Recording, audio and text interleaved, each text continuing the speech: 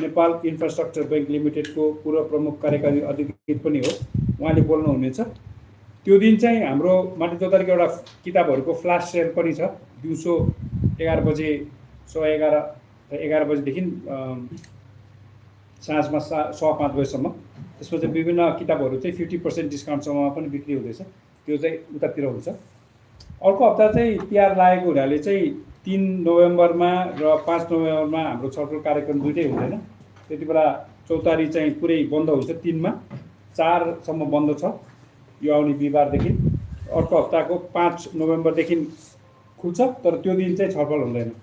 त्यसपछि यो कार्यक्रमहरू चाहिँ तय हुँदैछ।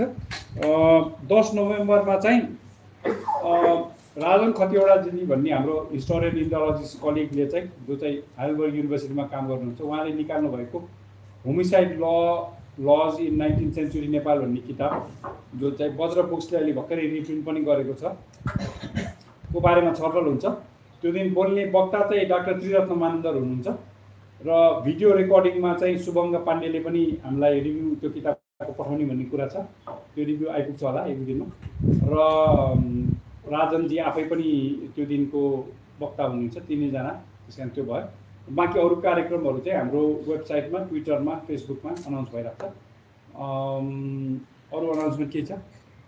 अनि हाम्रो नोभेम्बरको एन्डमा, आजको ठ्याक्कै 1 महिनापछि चाहिँ 27, 28 नोभेम्बर 27, 28, 29 नोभेम्बरमा चाहिँ हाम्रो एनुअल चौतारी कन्फरेन्स हुन्छ। त्यसको पेपर्सहरू चाहिँ अहिले हाम्रो एन्ड अफ नोभेम्बरमा हामीले पाइसकेपछि, तिहारपछि हामीले सर्ट आउट गरेर हामीले रफली एन्ड अफ अक्टोबरमा हामीले पाएर, नोभेम्बरको 7-8 तारिकसम्ममा पब्लिक कल हामीले गर्छौँ त्यो पार्टिसिपेसनको लागि। त्यो चाहिँ त्यसको रजिस्ट्रेसन फी पनि हुन्छ 3 दिनको लागि, रफभर 700-750 रुपियाँ कति छ, भेरी मिनिमम। त्यसपछि तपाईँहरूले आफ्नो पेपर प्रेजेन्ट नगर्दाखेरि पनि अवस्थामा त्यो कन्फरेन्समा आएर भाग लिन सक्नुहुन्छ। मेरो नाम चाहिँ प्रत्युष हो, म यही काम गर्छु।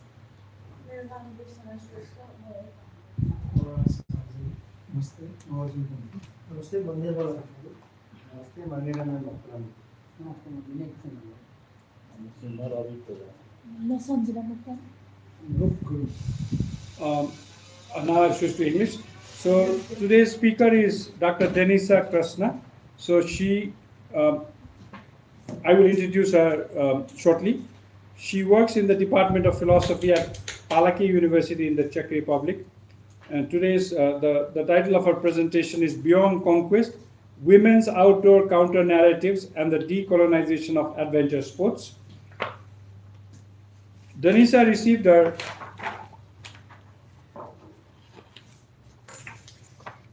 PhD at Masaryk University's Department of English and American Studies in the Czech Republic.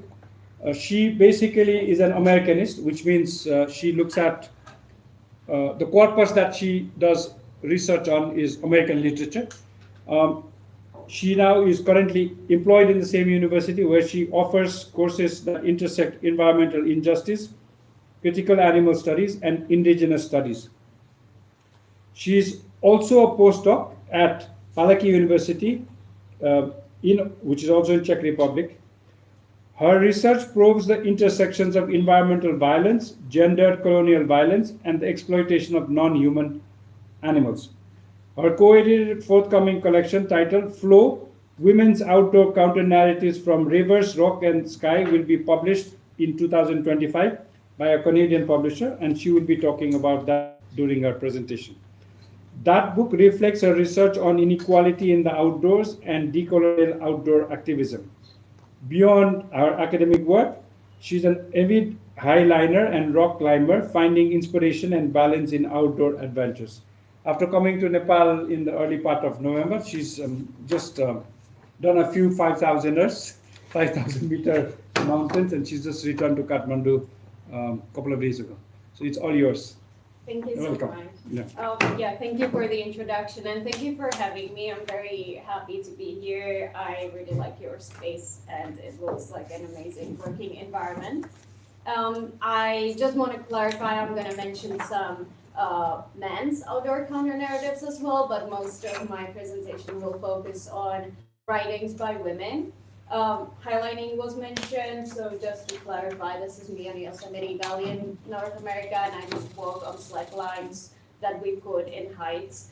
And part of my book is focused on women's counter narratives from this sport as well. So just it's a very unknown discipline within adventure sports. So just I'm happy to clarify whatever questions you might have about that as well. Even though I'm not gonna focus in today's presentation mainly, I'm mainly going to focus on rock climbing and narratives in that sport.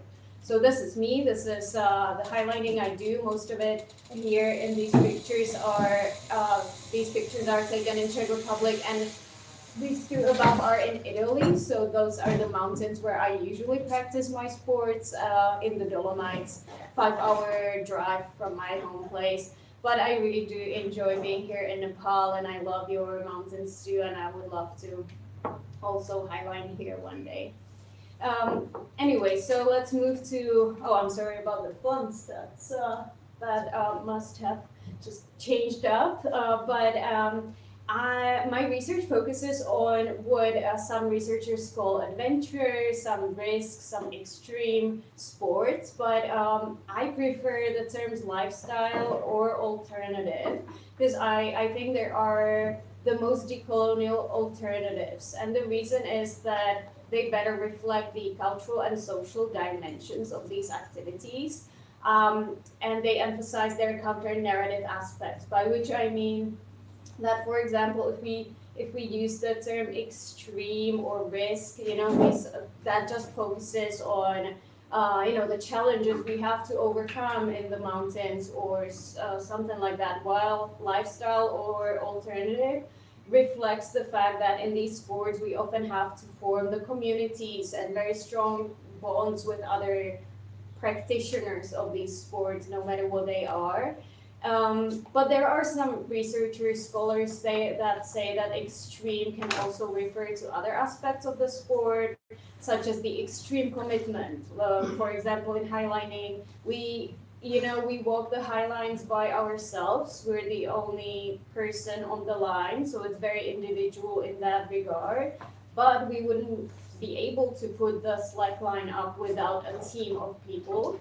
And so in that sense, sport, and we always have to trust each other with our lives, and we have to have this dedication to spend several days or several hours, depending on the length and commitment, doing this, and therefore we have to also give something for others.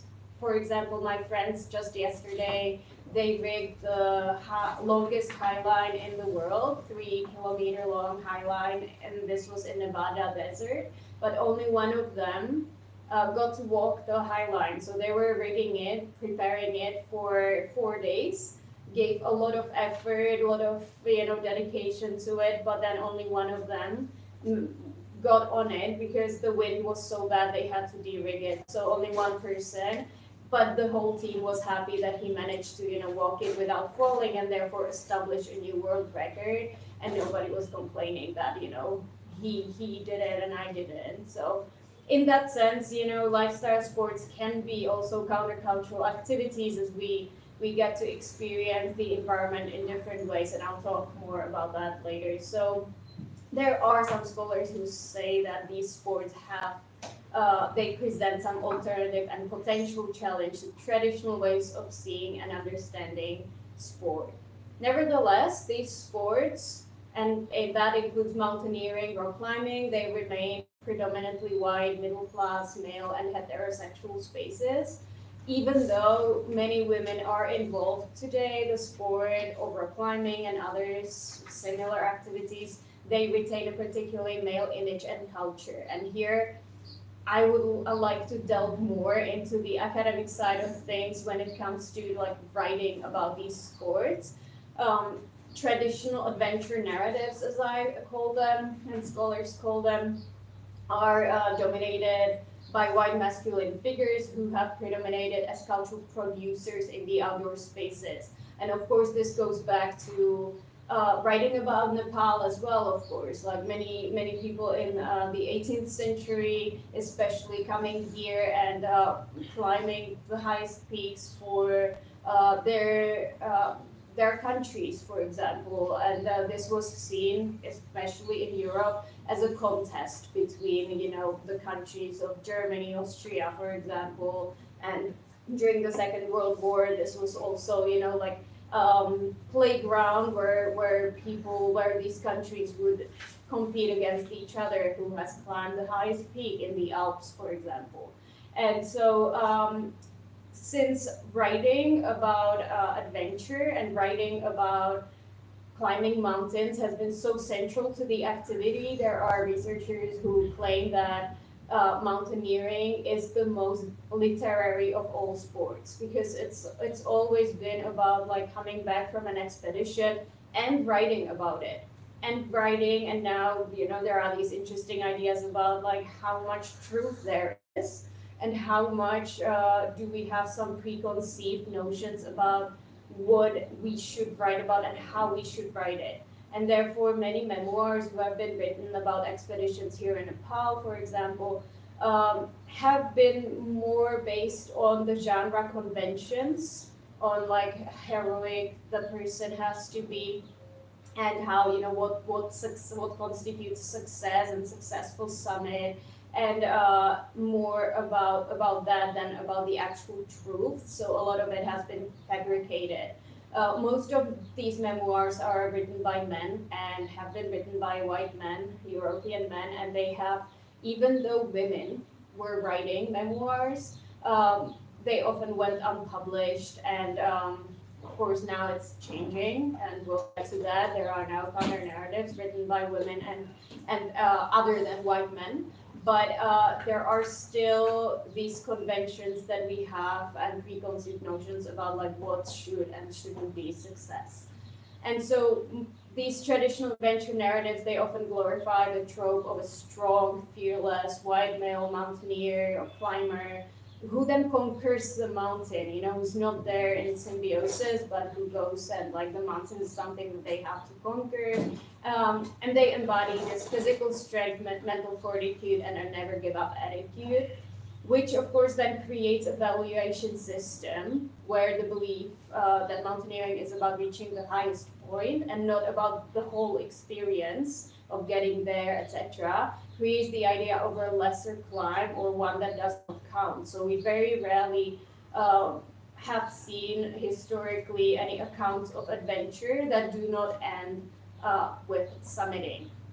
And again, I will give an example of a counter-narrative that has very different ideas about what it constitutes success in being, in the mountains or being in the environment, be it on the river or somewhere.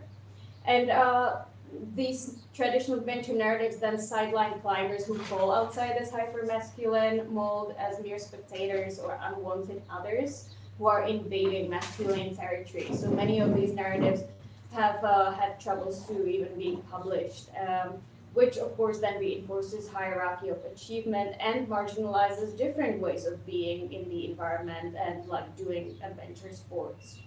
This is also tied to the practice of naming of routes and peaks, and that especially like looking at countries that have been colonized or not necessarily like North American space, of course, being colonized, but also like mountain peaks being colonized. So of course, even here in Nepal, some people still, refer to your mountains by European names that often do not make any sense.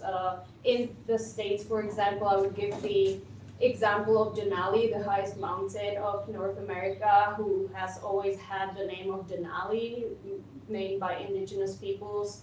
And then somebody, McKinley, decided to change it to Mount McKinley. And that, of course, has been reversed during Obama administration, because McKinley, the former president, he was from Ohio, a very flat state. He had never visited the mountain of Denali, so had absolutely no connection to it, but they renamed it to honor him as a president. And then Obama named it back to Denali to respect the indigenous peoples living there. And then, of course, Donald Trump, he pushed back against that and wanted to rename it back to Mount McKinley, and he didn't succeed. So now we still have Denali in North America. But yeah, I have noticed that here in Nepal, like many people are now referring to mountains by indigenous names more, but I know it's still a way to go. In rock climbing, many climbing routes have been named by the first ascension. It's always the first ascensionist in rock climbing who gets to name the route. And so many climbing route names are oppressive to marginalized groups. Many are oppressive to women. And it's very hard to reverse, but now in the States and Canada, there are initiatives to, change offensive names of climbing routes. An example is She Got Drilled, which reflects both the misogyny and racism, but also anthropocentric and feminized view of nature, as it's really offensive to women, but also to the environment and the land. So that's just one example of many. And so therefore I'm looking at outdoors through the lenses of decolonization, which of course is complicated. In North American space, decolonization is still underway, and it's not as straightforward as in Africa, where decolonization is like literally going back to the governments by those, like governed by the countries, but like in the United States, many indigenous peoples are still, oppressed on their reservation systems and many in urban areas. And so decolonizing movements are happening within the structure, within the settler colonial structure.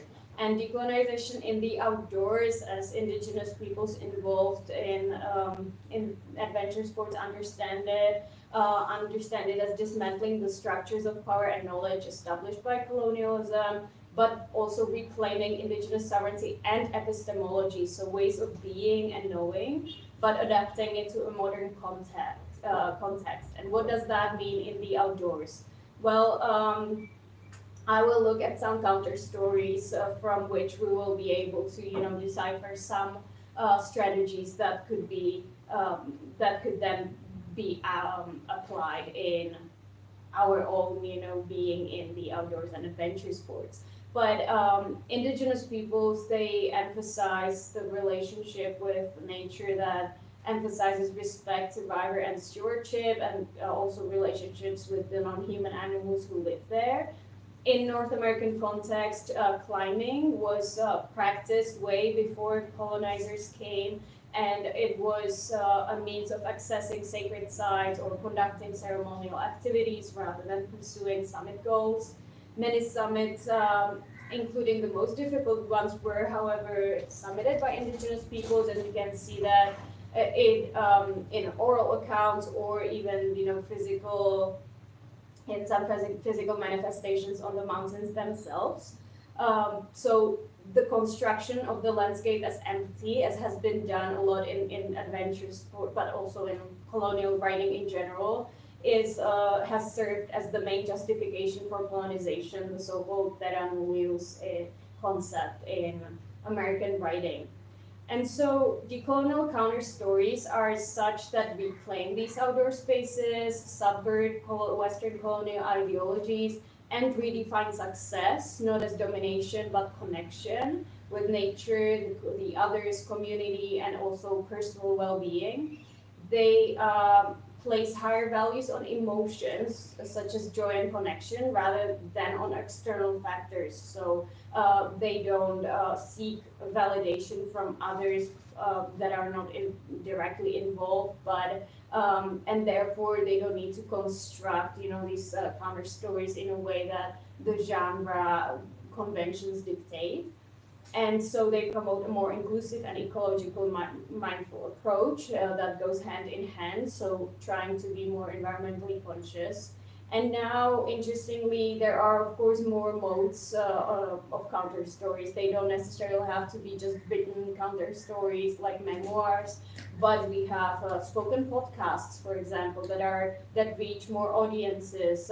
Many artists, like activists, photos and videos, Instagram accounts that create global networks of solidarity using the powers of storytelling and others. I look at two concepts, counter-narrative and counter-story. Counter-stories are those individual stories that contrast with dominant narratives. So they can be written or spoken. I personally look at the written ones, so more traditional. But then I contrast this with counter-narrative, and under this term I understand a proactive practice that can inspire further activism and societal change. So basically, counter narrative to me is what we do. It's how we practice, and it can be inspired by these counter stories. So these counter stories create altogether a counter narrative. As a practice, counter narrative can be how we behave in these adventure sports and these outdoor spaces, and they do center minoritized perspectives and epistemologies in one's everyday life. And decolonial outdoor narrative then would be entailing actively working towards decolonization in outdoor spaces and can be undertaken by anyone. It doesn't matter what identity they have. Nevertheless, we should always acknowledge the privileges we possess, of course, and respect both the human and non-human practitioners and those who are who surround us when we practice these adventure sports, of course. And I look at these counter stories, looking for ways in which they can actually serve as a pathway for like more broader societal decolonization, and how they can provide a space where indigenous and non-indigenous practitioners meet and can understand each other, and how non-indigenous people can, through adventure or outdoor sports, how they can learn how to value the land and how to value indigenous practices and get some guidance. One of these counter stories, or actually more counter stories, are written by Navajo Len Necefer. He's a scholar, but at this point he doesn't actually hold a position at any university.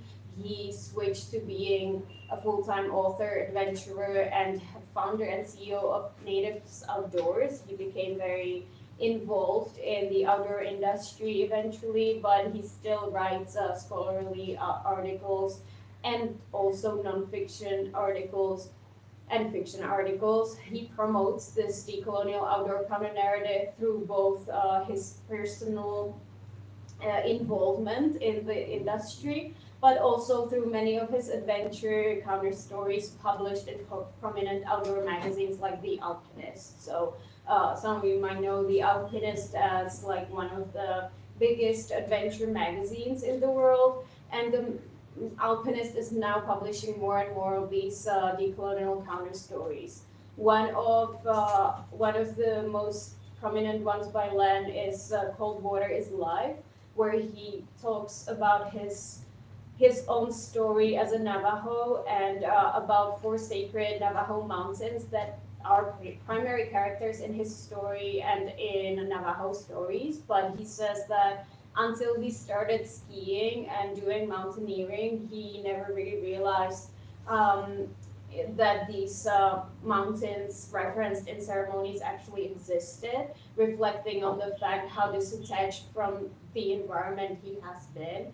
And he says, now I understand that my disconnect from the sacred mountains was in large part due to histories and policies that form the context that I was born into as a Navajo. He then claims or talks about these mountains as his relatives, which actually becomes very sad in this story, because since we are, as readers, since we also start viewing these mountains as his relatives, we then find out that through his engagement with these mountains through skiing and mountaineering, he gets to see how little snow and how little, the glaciers are left. And so he experiences huge, like, deep sadness and climate anxiety, saying that he began to understand the power of this form of water, of snow, and how, you know, the whole communities down below in the valley depend on this, and how water, like lesser and lesser water they are getting every season because of this.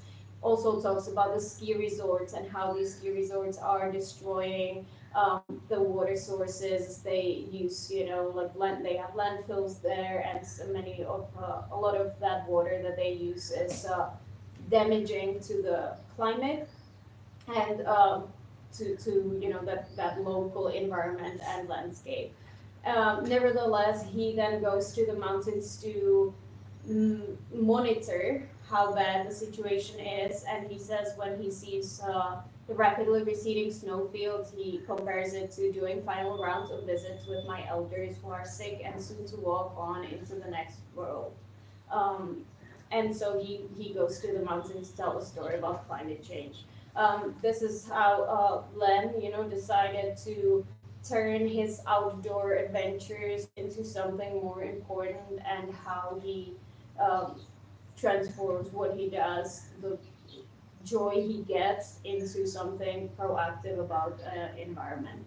Joe Whittle is actually one of his friends and partners, adventure partners, who also writes for The Alpinist. And one of his stories is called Adventures on the Turtle's Back, and Turtle's Back refers to, Turtle Island refers to the North American continent in indigenous tradition. And here Joe Whittle talks about the ideas of success and how they can be reframed completely. He jokes about how it's not likely any native people ever died of summit fever, how they would turn around when necessary, when the weather goes bad. And he also jokes that would an Indian ever measure the height of a mountain that he could climb, basically placing emphasis on different aspects of the experience. He says they go to the mountains, or generally, you know, they go to experience the wild places because they have discovered the feelings of recognition, humility, and remembrance here, and not fantasies of discovery and conquest. And they are there going as a trip home for holiday. It's not, the purpose is simply to be with your relatives and to be present. This story also ends on a funny note, because he highlights the irony of writing for The Alpinist without ever reaching the alpine zone due to bad weather. And so thanks to this, he underscores that the journey's value lies in the experience and connection to the land, and not in summiting the highest peaks. And the fact that The Alpinist is now publishing more and more of these stories is pushing for, you know, deconstructing this idea of, you know, being and doing adventure sports. Michelle Oliver, one more example of an indigenous climber who also wrote for The Alpinist. Her story is called Rematriating Our Lives Indigeneity and What It Means to Climb. Is again like similar in the ways that she talks about how climbing helps her connect with her ancestors and indigenous culture. But she talks more about how this outdoor sport is a form of healing of trauma, and a way where she can experience immense joy, but also where her brain quiets, which I understand. But for her, as an indigenous woman, she talks about how she often feels threatened when she walks on the street. There's a lot of violence against indigenous women in North America, and so she often feels more in danger when she is outside in public space than when she does risky sports like rock climbing. But here she says she can actually take the control, and says, in a world in which I can't always control the hazards I face, when I climb, I am choosing to survive. I'm taking my own life into my own hands. So that's, of course, a very different restructuring, reconceptualizing of the adventure sport than traditional media portrayals would have. And now finally I'm getting to my own collection, Flow, Women's Counter-Narratives from Rivers, Rock and Sky, which will be published next year. It's co-edited by me and Alina Rainsbury, who is my friend from Washington, from Seattle. She's the one on the kayak here, I'm the one up there, and the climber is Brenda Gomez from Mexico. We shot this picture in August this year in Squamish, Canada. And Alina and I, we have come up with this idea 2 years ago when we just couldn't find enough stories to read from our main sports of kayaking and mountaineering, and highlining.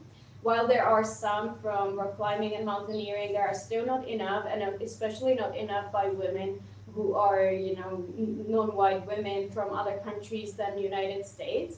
And so we try to find as many different stories, diverse stories as we could. And the result is a collection of 19 counter stories by women writing from a wide range of perspectives, from diverse countries from across the world. Most continents are represented, many races and ethnicities, ages, sexual identities, and from new athletes to experienced women athletes. So by including professional women athletes, we are of course, trying to include also women who are rocking it in their sport and who are, strong and powerful, and also doing their sports in a way that is competitive and is like bringing them joy, but still in their stories they write about very different values that are important for them, and they're still counter stories. But then we have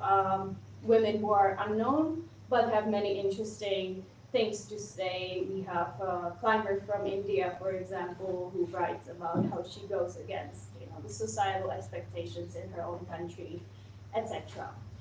The nature in flow is a very prominent theme, even though we didn't necessarily specify that we wanted the authors to talk about environment. They all somehow do. So outdoor adventure sports are of course very important to, the environment is very important to anyone who does outdoor sports, which to me, looking at it now as an editor and rereading these stories, I just realized that these adventure sports, doing outdoor sports, is bringing so many environmental emotions to the surface. But these environmental emotions are a mix of positives and negatives. So like Len Naseffer writes about feeling climate anxiety and being sad about seeing how the world is being destroyed. At the same time, he is getting enough joy and fulfillment from being outdoors. And I think since researchers who do climate anxiety research, they look at how many people experience negative emotions only, which can lead to existential crisis and then eventually denialism. And so I think this doesn't happen for people who are involved in outdoor sports, as these adventurers usually have a good mixture and good balance of positives and negatives, and that eventually leads to them doing something positive on the front, from their own part, like either personal or more community based. So yeah, here in Flow we can see perspectives from people like Rafa Sanchez, for example, who is a 15-year-old white water kayaker from Ecuador who is experiencing a lot of issues in the Amazon, illegal mining, being threatened often by people, illegal miners. And so she is now working towards some conservation through her sport. Similar connection to the environment is experienced by Sofia Tapia, a Mayan climber, and many others. So we see repeated tropes of personification of nature, connection with ancestors, having the embodied experience, heightened sensory awareness, for example, and mostly a sense of belonging to something much larger and more enduring than one's life. And this interconnectedness with nature then fosters a deep-seated respect for the environment. success, risk, and fear are redefined in flow. There are most of the authors write about how success is not about breaking records. Interestingly, Mia Noble, who has the world record in highlining, she writes about this and how it's for her more about relishing the journey, learning, and being safe. And how she wouldn't risk, a world record or any record if it wasn't safe for her and for the community, other community members. How adventure sports are about discovering resilience, but Rafa Sanchez, this 15-year-old, very mature woman, already in her young age, she writes about how she has to distinguish between the danger, the real danger, and the perceived danger. So when she is in a river that's very wild and dangerous, it doesn't matter what her coaches or anyone else says, she has to introspect within herself whether this is beyond her abilities or not. And she isn't afraid of walking away from a danger if she feels she's not ready for it. So she just says, I'm sorry, I'm not ready for this, and walks away, which reframes walking away from dangerous situation as a sign of maturity rather than weakness, contrary to traditional adventure narratives. And so, in conclusion, outdoor spaces and adventure sports, of course, remain very exclusionary environments. There are still a domain for privileged people where socioeconomic factors are involved, and not everyone can get involved. In highlining, many people in Latin America are involved. For example, it's a sport where we see definitely a lot more diversity and a community that's trying to be built across the world. Here in Kathmandu, you also have amazing highliners who are right now highlining somewhere, and so I'm hoping to meet them soon. And so these outdoor spaces still often perpetuate legacies of settler colonialism through cultural practices and narratives that marginalize indigenous and other groups. There are inequities entrenched by colonial adventure narratives that still glorify conquest and domination over nature and over others, and maintain framework that prioritize competition, exclusion, and control. And therefore, these colonial outdoor counter stories can provide guidance on how we can actively focus on working towards decolonization in outdoor spaces and promote different values that center indigenous perspectives.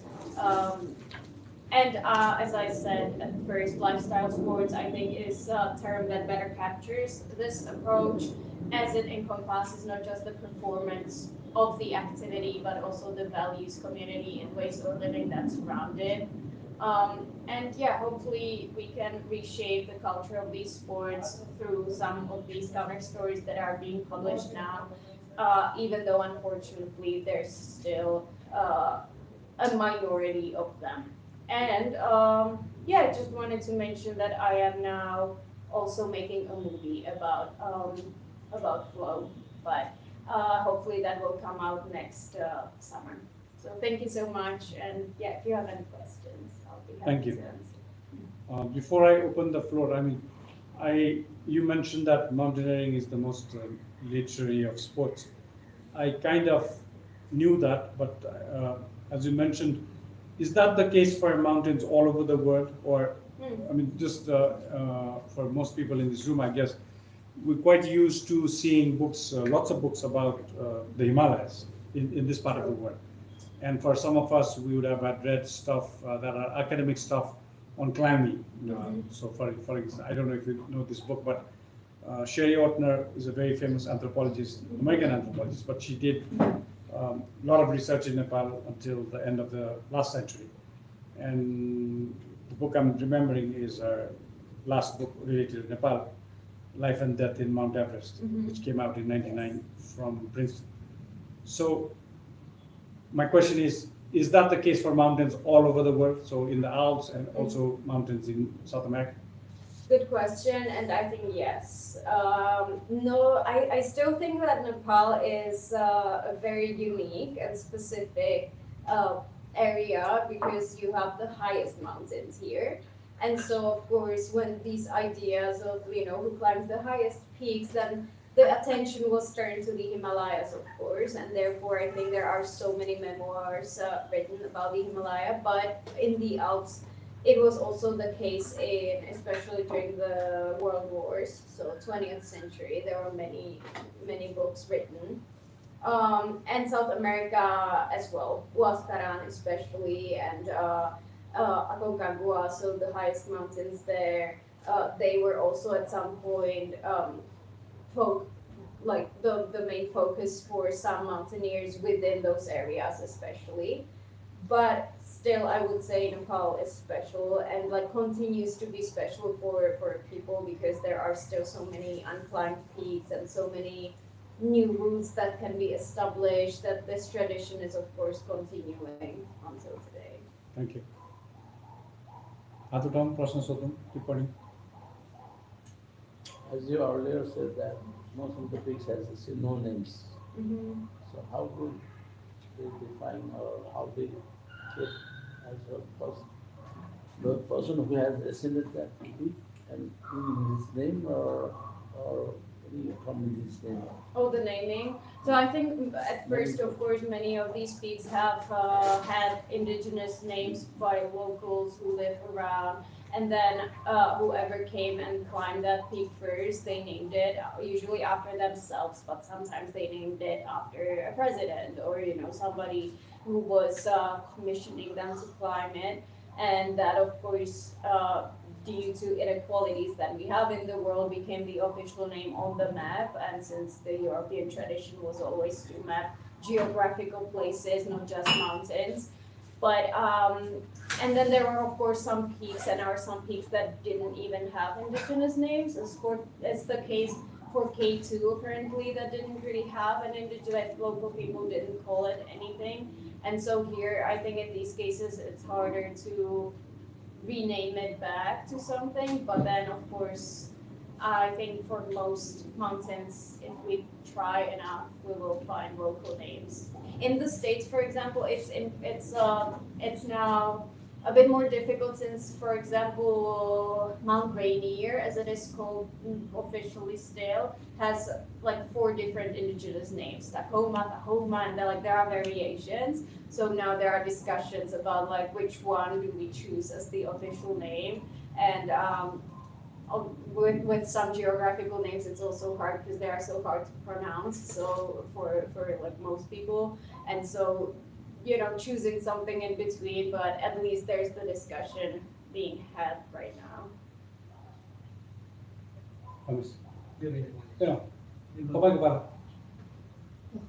So I read a book with the same initial name, Flo. So it's very difficult to pronounce the name, Mihaly something. Oh, okay. So have you gone through that book? I haven't. I actually don't know about it. So it's called Mihaly. Oh, the name of the author is Mihaly. Oh, okay. Optimal experience or something like that. So I think if I understood what you wanted to present in the second half. Right. In the topic, in the book Flow, I recommend you to go through that book. I will have a look at that. I think there are definitely will be more books that have flow in their title, as it's such a... It's about psychology. Flow, the psychology of optimal experience. Oh, right, yeah. That makes sense. It's a recommendation only. Thank you for, I'll look at that. I think that our concept of flow is supposed to refer to this state of flow, what we experience when we do adventure sports, so meditation basically, but through this, but also, flow of the river and flow as in menstruation in women, for example, so there are many different things that flow can mean that we try to encompass. So do you see psychological underpinning there? But of course there's also some psychological underpinning, in the sense that many of our authors talk about what they experience when they are practicing this sport and how it brings them this great joy, or referred to as flow by psychologists, where we can immerse so in for this me state. it relates, because what climbing is, in a way, it's optimal experience. Yes, And exactly. if you're really climbing, you are in a flow. Exactly. So yes. if I understand what you tell, I forget time. So that is that's exactly that's it. what Mihaly calls flow is. And it's about skill and challenge, Mm-hmm. So Exactly. he plots a graph, if you understand, graph. So Mhm. in the horizontal bar there is skill. Yep. In the vertical bar there is challenge. If the challenge is high and the skill is low, then there is anxiety. Mm-hmm. And if you are highly skilled and the challenge is low, then it will be boring. So two True. extremes are at one extreme is boredom Mm-hmm. and other extreme is anxiety. And there are 46 flow stages in Mhm. between. That's extremely interesting, and yes, Yeah, I think it will help you. Oh, for At least sure. in your talks, if not in book. I did hear the talks. I heard the podcast and heard how this psychologist explained. And I think it's very interesting. Especially to me, it's interesting because I do experience flow sometimes. But it of course, like you said, the when the skill is, it's just with my progression on highlines, it like I require longer highlines now, for example, in order to be able to access this flow state. Or I do blindfold highlining, and I access it much more quickly. So it's a good In the balance. picture, in the first picture, in the ropes, that was the stage of flow. Mm-hmm. If you True. miss flow, then you fall down. Exactly. In that experience, Okay, particular so- experience. Thomas. What's your take on, for example, the crowd that we currently see, people climbing over, say Mount Everest or other places, right? So basically talking about the climate or experiences of travel and all with these crowded spaces now, people flocking and also creating on the side these vestiges and all. Yeah. What's your take on that? Now that people are, you want also the people to Yeah, I experience wish. those, but at the same time I there know. are these Yeah. challenges. I know. Yeah, that's definitely a tough one. I really don't know. I'm just like so torn about it. I want people to, on one hand, I want mountains to be accessible to people, as many people as possible, because before that, of course, wasn't the case. Like, not many people were able to access outdoors, and I think that should, not be exclusionary. On the other hand, of course, commercial expeditions are definitely not the way, and especially they're not accessible. Commercial expeditions are not good because they're not accessible to everyone, right? They're only to those few privileged people who can afford that. So if we talk about Everest, of course, I think not many. That's still a very exclusionary environment. So I'm definitely not supporting that. But at the same time, I'm supporting, local people having access to jobs and being able to afford, that like I really like that here in Nepal you have the policy that local guides have to be employed. I think that's great, especially because you're like local people know the environment the best. So I think for me, it's always great to see locals in the mountains rather than just the guides who come with the group from respective countries. I understand those are the translators. For example, there are many Czech people here in the mountains, and they always have a local guide because that's the only person who can communicate with the local guides. But so I think it's I don't know. What's your take on it? You're the local, so. I don't know. I'm torn between these two. On the one hand, you perhaps want people to, scale those mountains, right? Mm-hmm. But at the same time, the pollution that they create, the crowd that's there, Yeah.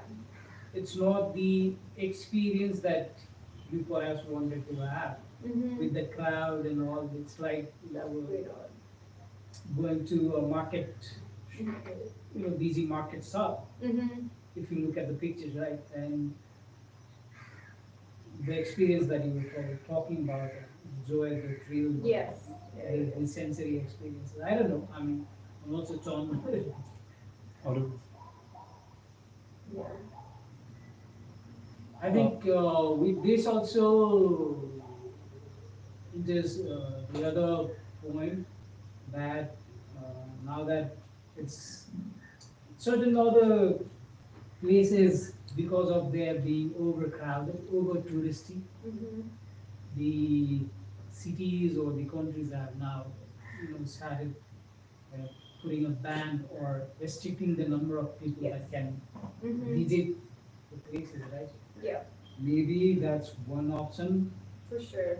but then that would then allow you to, I think, if you do not, employ a policy, fair policy, then only the rich and people could go to visit those places, right? Mm-hmm. So that's also a big challenge that has to think about. For sure, definitely. Agreed. I do not have any questions, but I want to share an experience. Yes, please. Like you talked about in your presentation today, you talked about um, re, reshaping the narrative of the outdoor adventure sports like that. So we talked about changing narratives that mountaineering is a thing for male only, and women are perceived as weak.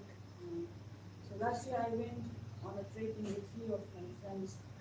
So we were meant to go to Gorepani, and from there we were meant to go to Tarapani and then Putani. So upon reaching Putani, I could not go further than that point. So I wanted to return. So I returned from there. I did not go all the way to Kathmandu.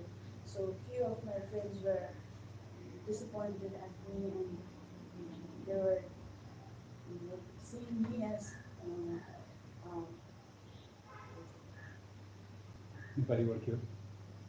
God, Yeah, okay.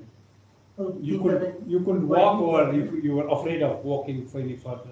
I was tired. I could not go further because the ways where the path was like a steep uphill. So I could not go. It was my first experience. I could not go further. So when I returned, my friends had to return with me also. So because of me, they could not go further. They were disappointed at me. They see me as someone who is coward.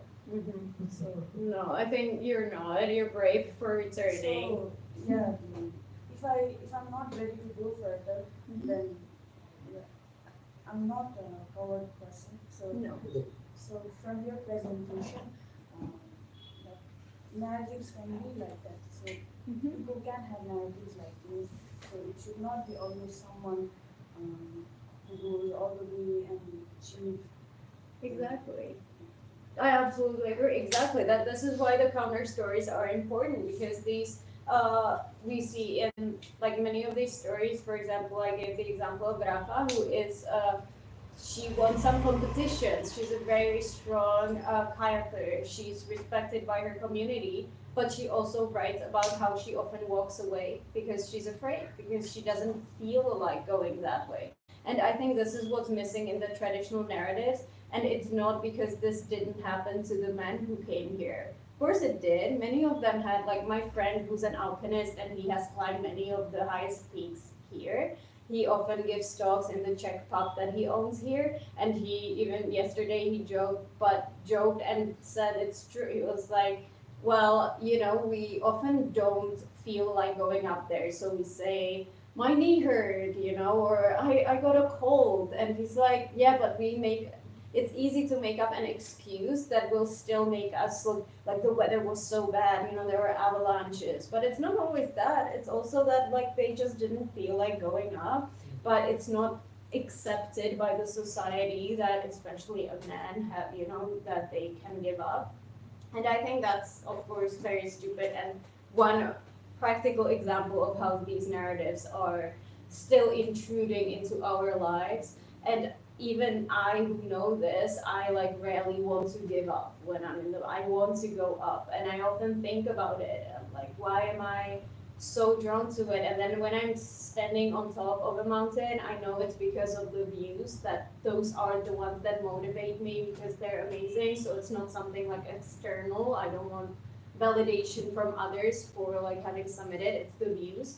But I often try to introspect and be like, okay, am I doing this for myself, or am I doing it because of some of these, you know, things that are in my mind because of traditional narratives. So yeah. It may be related to altitude sickness also. Altitude sickness. Oh yeah, altitude sickness as well. I think that's such a big topic here that many people still underestimate. And I think it's very wise to have many narratives who are like, yes, I was, you know, brave enough to return when I started feeling the effects of altitude sickness, for example.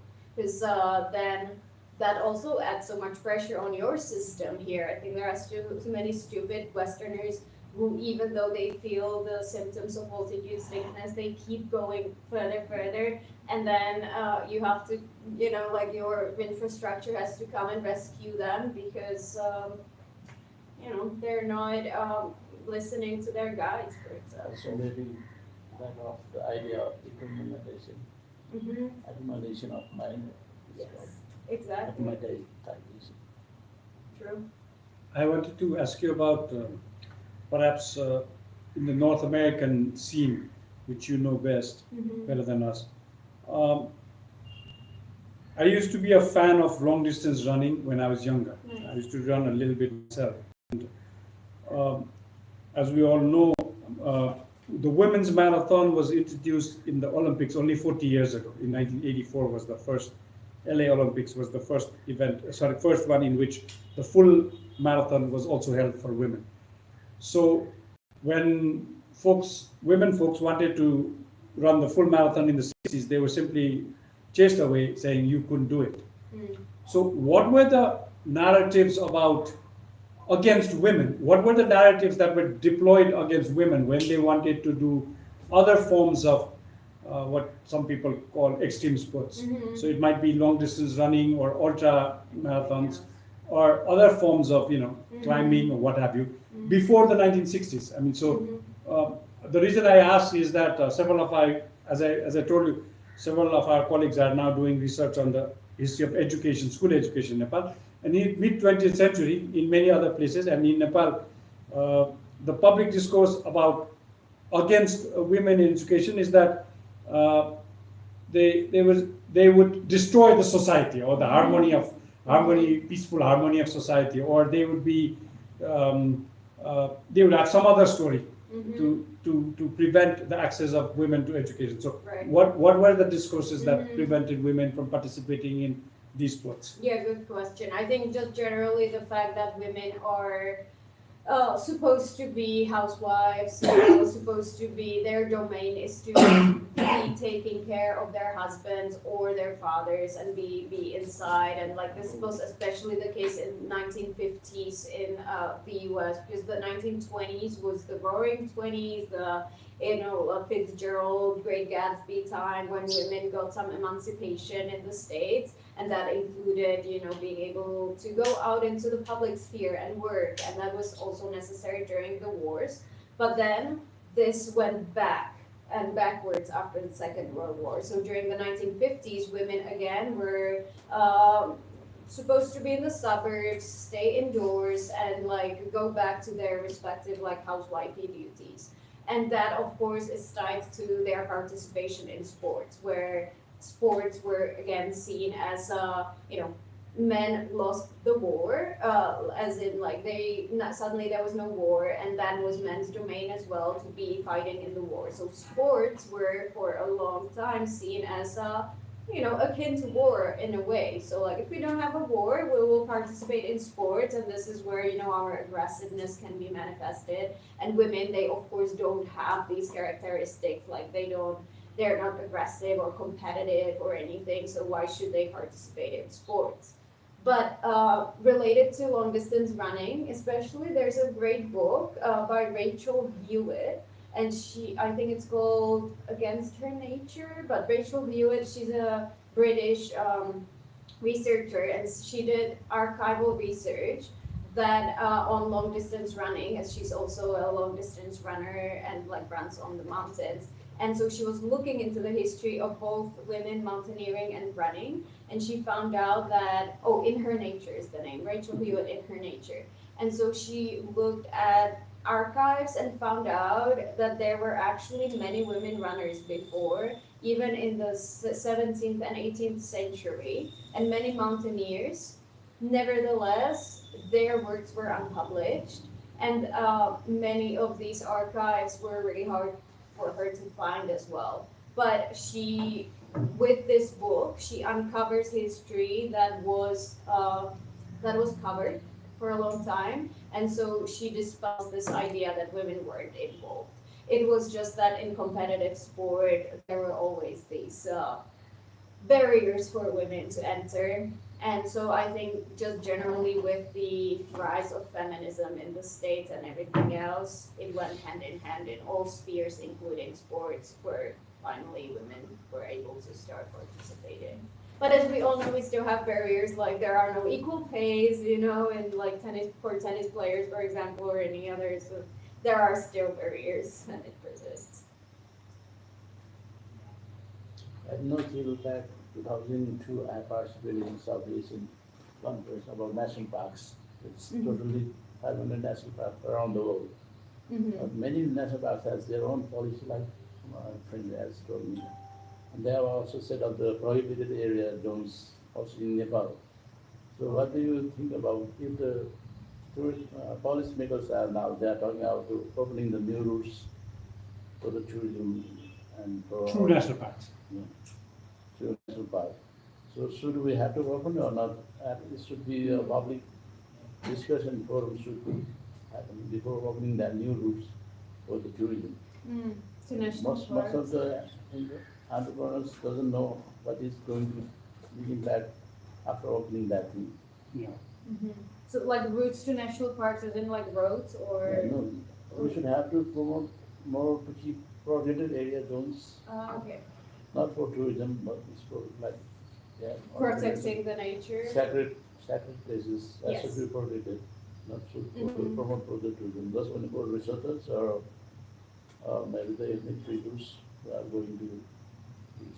I mean, I personally do respect all like sacred places, and if there are some in the United States, there's I think one of the most controversial and well-known areas is called the Devil's Tower in Wyoming. It's a very beautiful rock that's of course on many climbers' radar, and it's a dream for them. But for the local indigenous peoples, it's a sacred mountain, and they have many ceremonies on that mountain and around it, and they don't want the mountain to be climbed ever. But there was a compromise reached that in June, when most ceremonies are taking place, climbers are asked not to climb the mountain.